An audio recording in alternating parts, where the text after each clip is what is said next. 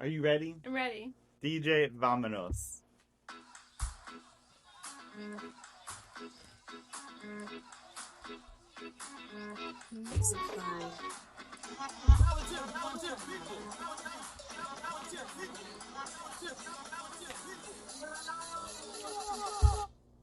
Good morning. Welcome to Morning Ramblings, our episode 2, which we have coined a podcastito, a little podcast, where we spend 10 to 15 minutes talking about all things life, law, and business.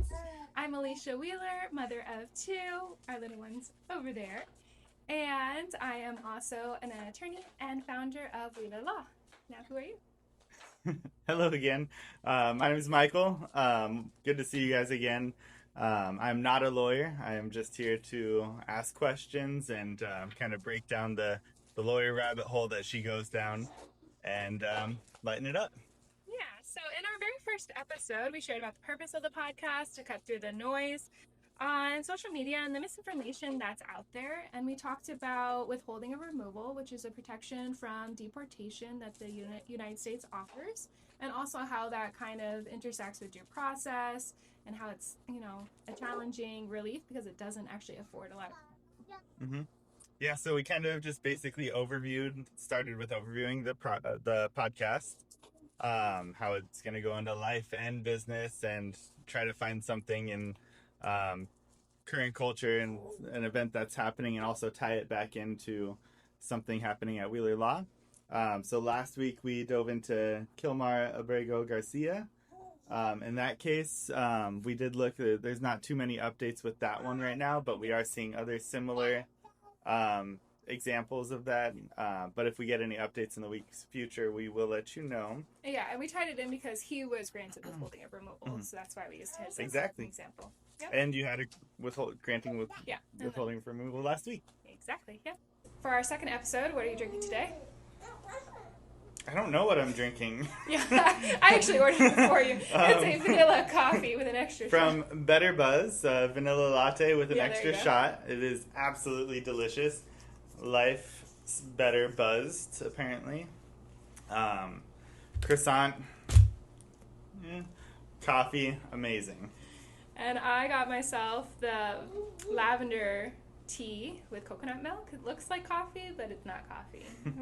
She made me taste test it, and it is definitely not coffee. It's not coffee, but it is pretty good. Approved. It's not super sweet, but I like it. It's good. All right, so as always, let's start with the positive.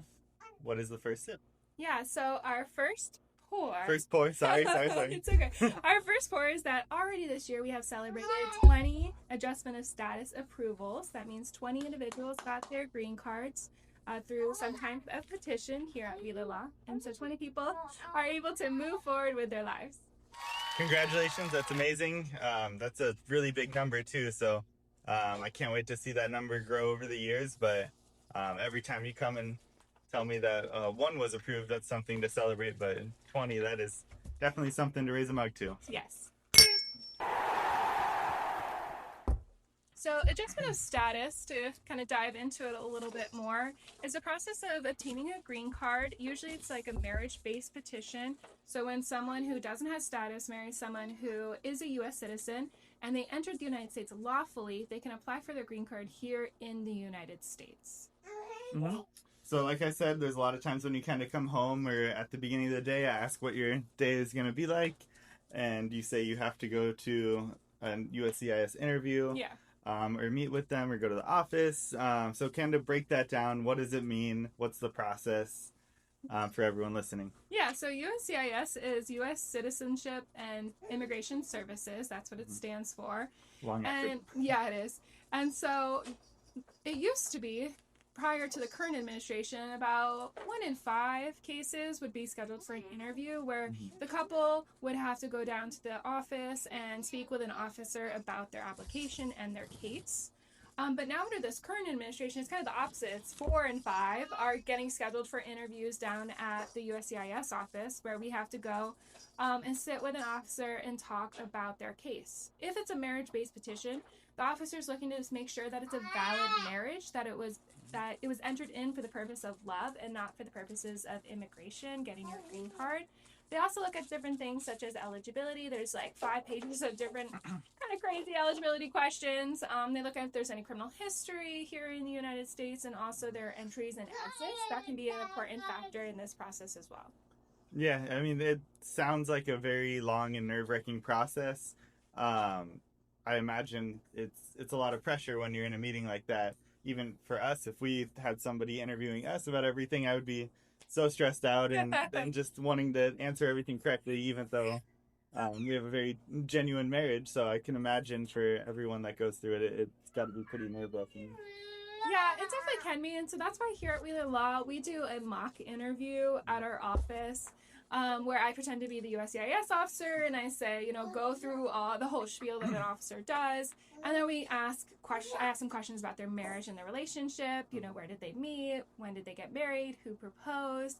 What did the proposal look like? Who cooked dinner the night before? What's your work schedule? All those kind of questions that you should know if it's a valid marriage.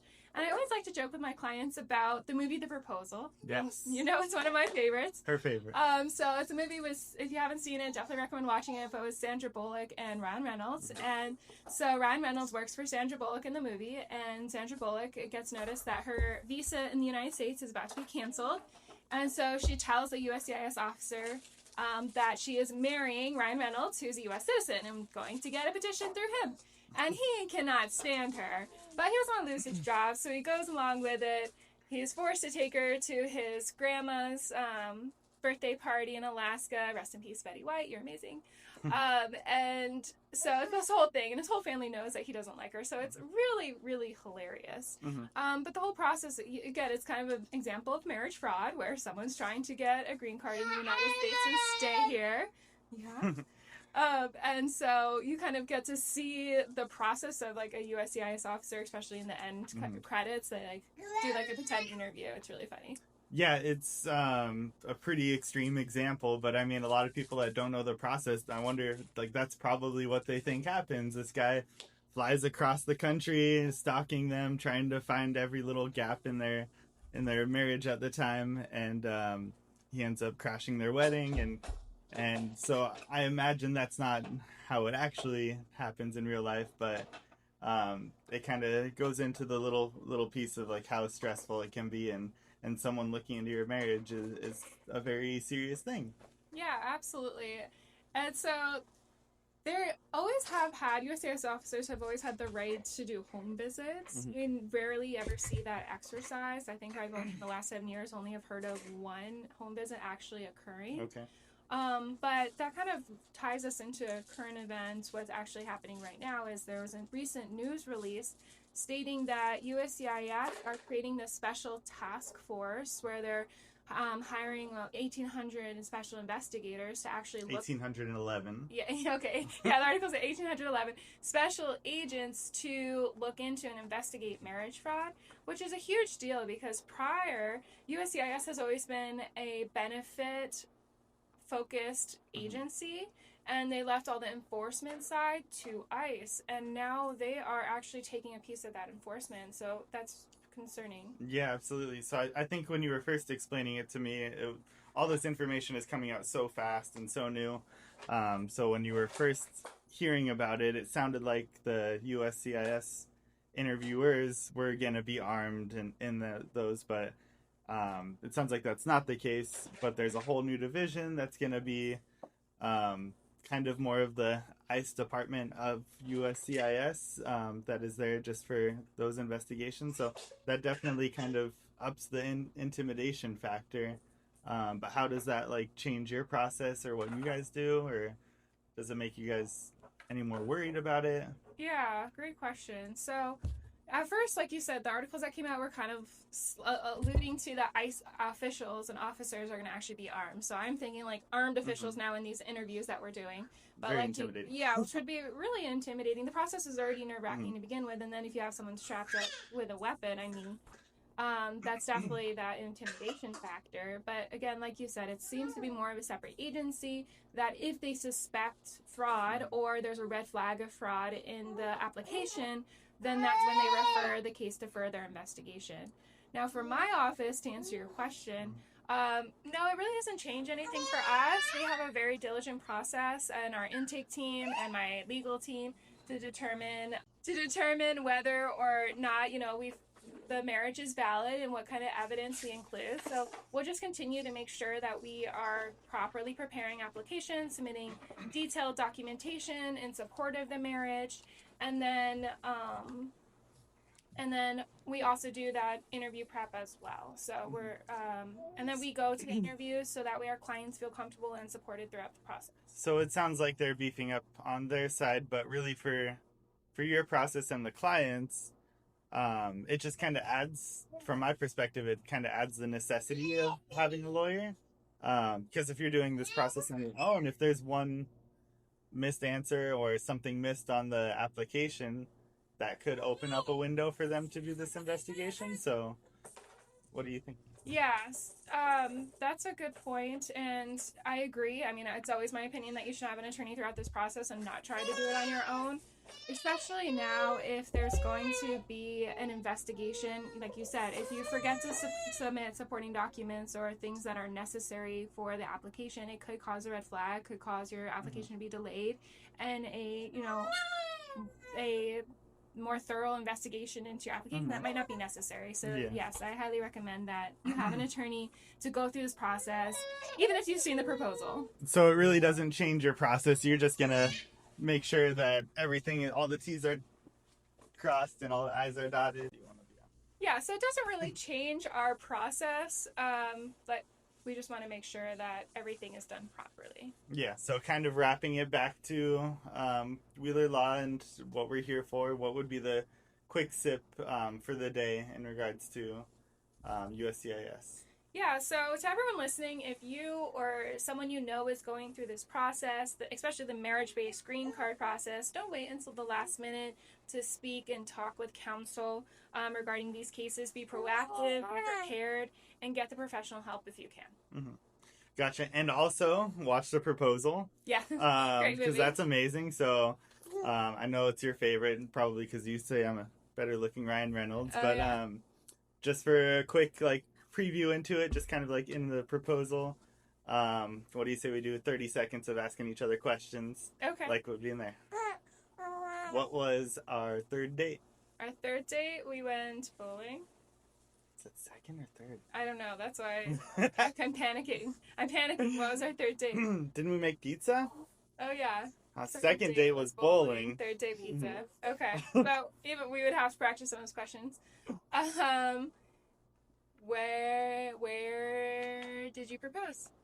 I proposed at Fay Park in San Francisco after I left a week long of trails of hints on paper airplanes and jars of dirt and inside jokes. A surprise flight to San Francisco at a cute little random park that we love forever. When did you meet my parents? Ooh, that was at the Camelback, the Camelback Marriott. I'm forgetting the exact name for your dad's birthday, I believe. And you got him a glass that was engraved for his. Oh yeah. We went out to dinner for his birthday. Yep, and I think so. I honestly didn't remember, so I was hoping you knew. And so who cooked dinner last night? I snuck away to the Diamondbacks game. He did. He lost. And we won. So hopefully by the time this is released, we're in the playoffs. But my beautiful wife made spaghetti. I did. He doesn't like spaghetti, so I took advantage of him not being home, and I made spaghetti. I love it. So we'll be here next week. Just a reminder for everyone out there for summarizing the quick sip. Just even though USCIS is beefing up, it is that much more important to have everything prepared and prepped and practiced so that you go into these interviews confident, and the Wheeler Law team is here to help if you need them. Yes, we're here to help you to break down the barriers and help you build futures. We'll see you next week.